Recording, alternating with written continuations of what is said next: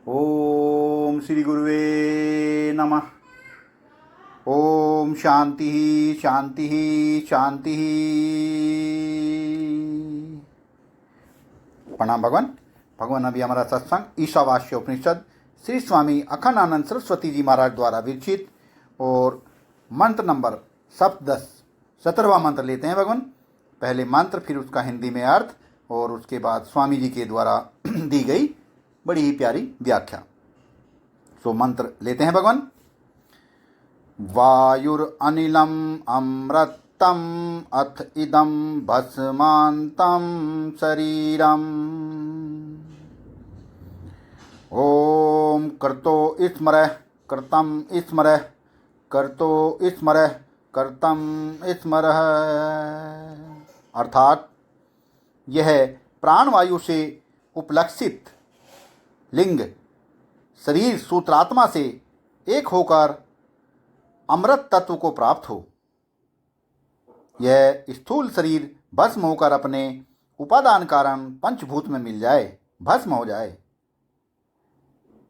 और हे संकल्प प्रधान पुरुष, तुम परमात्मा का स्मरण करो, अपने उत्तर कर्मों का स्मरण करो। हे संकल्प प्रधान पुरुष, तुम अपने द्वारा अनुष्ठित कर्म और उपासनाओं का पुनः पुनः स्मरण करो। आगे बताया स्वामी जी ने कि यहाँ तक शुद्ध ज्ञान, उसके लिए उपयोगी भोगपत्ति, अर्थ संग्रह और धर्मानुष्ठान का वर्णन किया गया और यह भी बतलाया गया कि ब्रह्म ज्ञान और उसके साधनों से वंचित व्यक्ति आत्मघाती है। वाह भगवान वाह, वाह भगवान वाह। दोबारा से लेते हैं भगवान। यहाँ तक शुद्ध ज्ञान, उसके लिए उपयोगी भोग पद्धति, अर्थ संग्रह और धर्मानुष्ठान का वर्णन किया गया और यह भी बतलाया गया कि ब्रह्म ज्ञान और उसके साधन से वंचित व्यक्ति आत्मघाती है।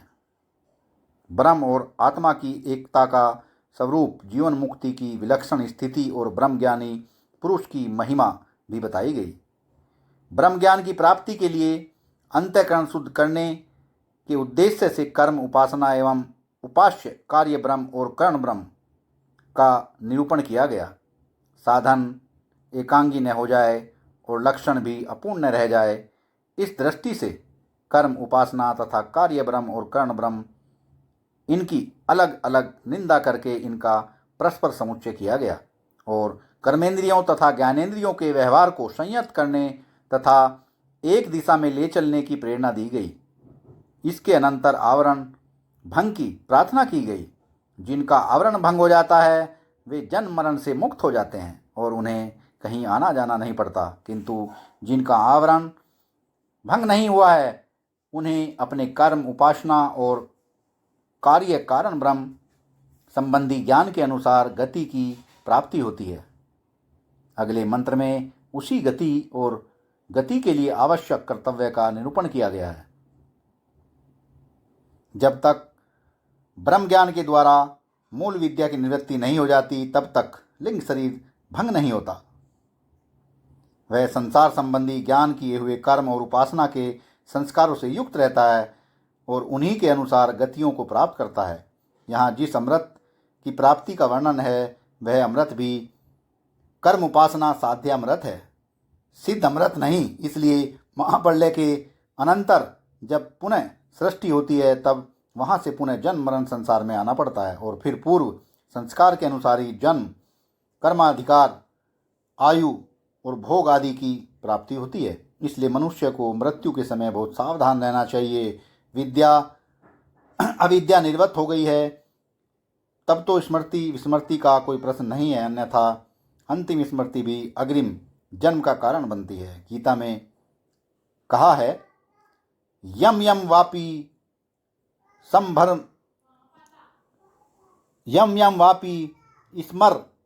स्मरम भावम तत्यजते कलेवरम तम तमेवती कौन्ते सदा तद्धा अभिभावित है।